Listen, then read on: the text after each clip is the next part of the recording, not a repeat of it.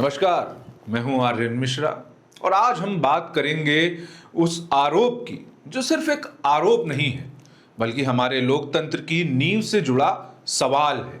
सवाल वोट की पवित्रता का है, सवाल चुनावी प्रक्रिया की सच्चाई का है और सवाल है उस चुप्पी का जो सबसे ऊंची कुर्सियों से उतरकर चुनाव आयोग तक फैली है। महाराष्ट्र में चुनाव हुए 6 महीने से ज्यादा का समय बीत चुका है और चुनावी हार जीत के बाद से जो कुछ हुआ वो सिर्फ हार और जीत की कहानी नहीं है। वो कहानी है मतदाता सूची की, नई एंट्रीज की, बूथ पर आए अनजान चेहरों की और उनके पीछे लगे उस स्याही की जो अब शक की परतों में घुल चुकी है। राहुल गांधी बार बार कह रहे हैं कि महाराष्ट्र विधानसभा चुनाव में धांधली हुई है। वो ये आरोप संसद में भी लगा चुके हैं। उस वक्त अल्पसंख्यक मामलों के मंत्री किरेन रिजिजू ने बीच में हस्तक्षेप भी किया था। ये एक ऐसी बहस हुई थी जिसे संसदीय मर्यादा और राजनीतिक तल्खी के बीच बहुत देर तक याद रखा जाएगा। The difference between Lok Sabha and Vidhan Sabha was the population of Himachal. The entire population. What? Almost 70 lakh new voters suddenly arrived between Lok Sabha and Vidhan Sabha. Now, the most interesting part, and the Prime Minister is not looking at me. The most interesting part. सुन रहा है, मजबूरी है। आप The most interesting part नहीं, सब सुनेंगे। देख नहीं रहे तर्क पे बात करो। लेकिन मुद्दा वही नहीं थमा। अब यह मुद्दा फिर से गर्मा चुका है। महाराष्ट्र के मुख्यमंत्री देवेंद्र फडणवीस ने राहुल गांधी के आरोपों पर प्रतिक्रिया दी है। उन्होंने एक गाना गा दिया, झूठ बोले कौवा काटे, काले कौवे से डरियो। राहुल गांधी ने 24 जून की सुबह अपने एक्स अकाउंट पर एक स्क्रीनशॉट पोस्ट किया। यह स्क्रीनशॉट था एक वेबसाइट न्यूज लॉन्ड्री का। 23 जून को उस वेबसाइट में एक लेख छपा जिसमें दावा किया गया कि देवेंद्र फडणवीस की विधानसभा में 6 महीनों में 29,219 नए वोटर जुड़े।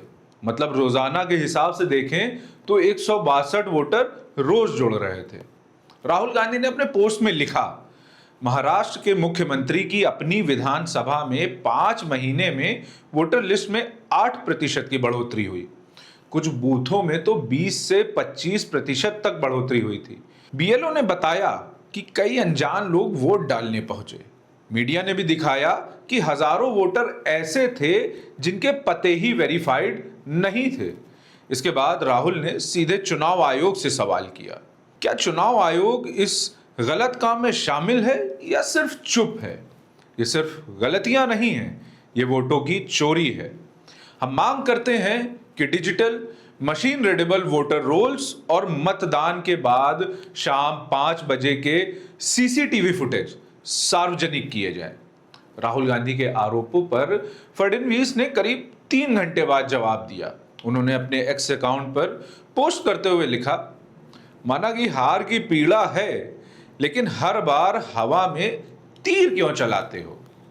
फडणवीस ने आंकड़े दिए। महाराष्ट्र में 25 से ज्यादा सीटें हैं जहां 8% से अधिक मतदाता बढ़े हैं।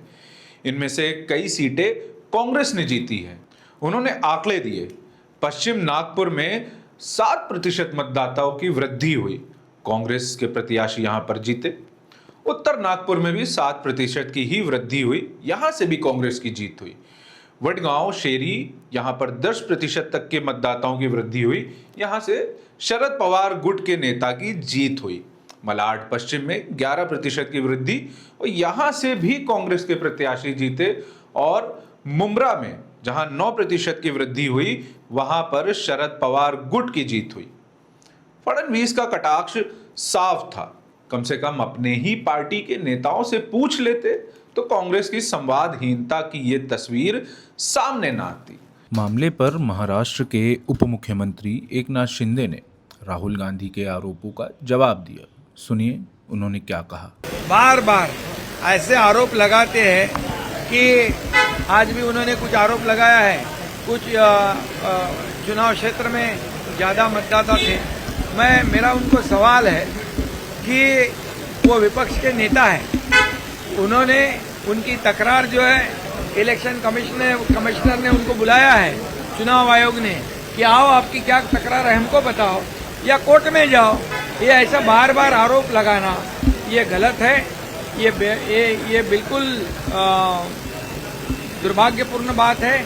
और मैं ये बताऊंगा कि जब कर्नाटक में, जब तेलंगाना में कांग्रेस जीत गई, तब वो आरोप नहीं करते, तब वोटर लिस्ट अच्छी होती है, ईवीएम मशीन अच्छी होती है, चुनाव आयोग भी अच्छा होता है।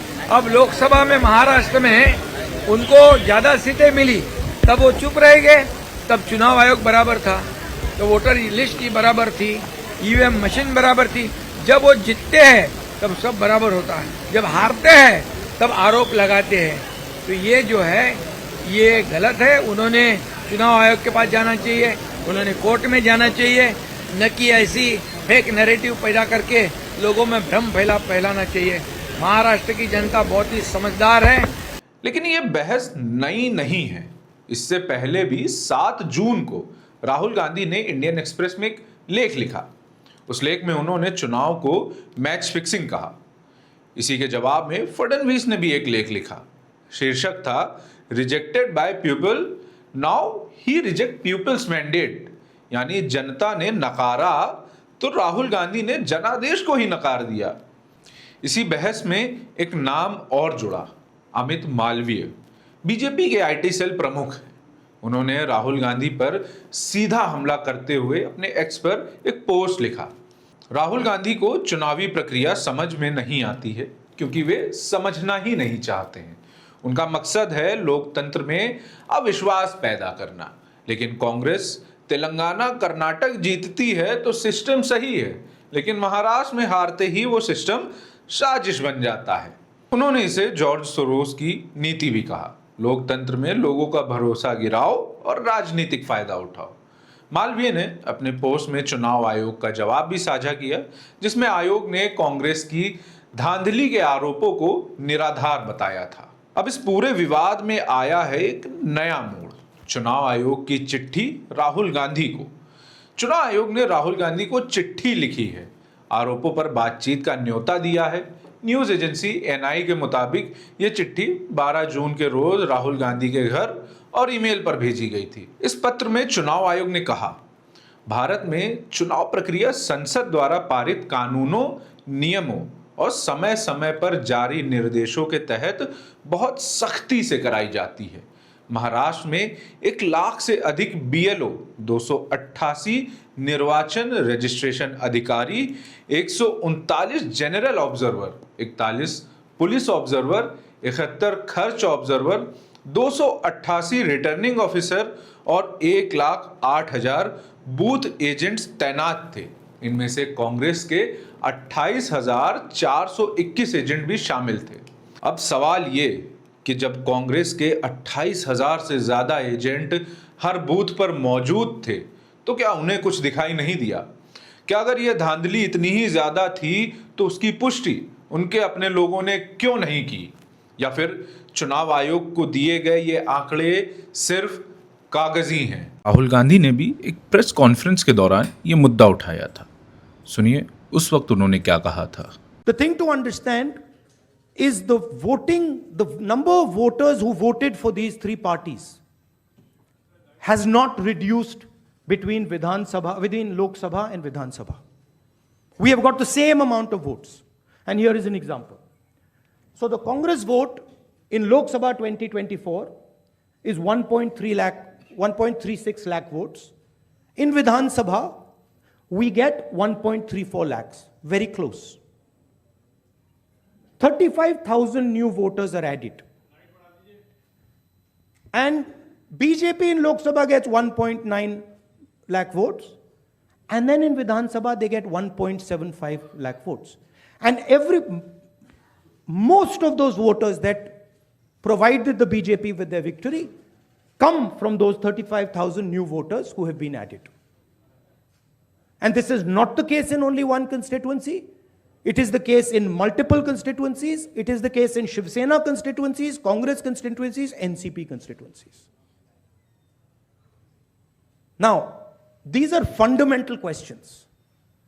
And we have been saying to the Election Commission that we are finding anomalies. BJP सांसद संबित पात्रा भी राहुल गांधी के आरोपों पर कटाक्ष कर चुके हैं। सुनिए उन्होंने क्या कहा।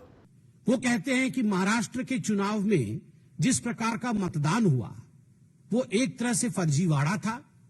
महाराष्ट्र में भारतीय जनता पार्टी को और उनके अलाइज को जीतना नहीं था और कहीं न कहीं इलेक्शन कमीशन ने हमारे साथ समझौता किया। मैं राहुल जी से पूछना चाहता हूं, राहुल जी, झारखंड भी तो उसी समय चुनाव हुआ था। क्या आपने इलेक्शन कमीशन के साथ झारखंड में समझौता किया था? आप एक बार सोरेन जी से पूछिए, क्या उन्होंने समझौता किया था इलेक्शन कमीशन से?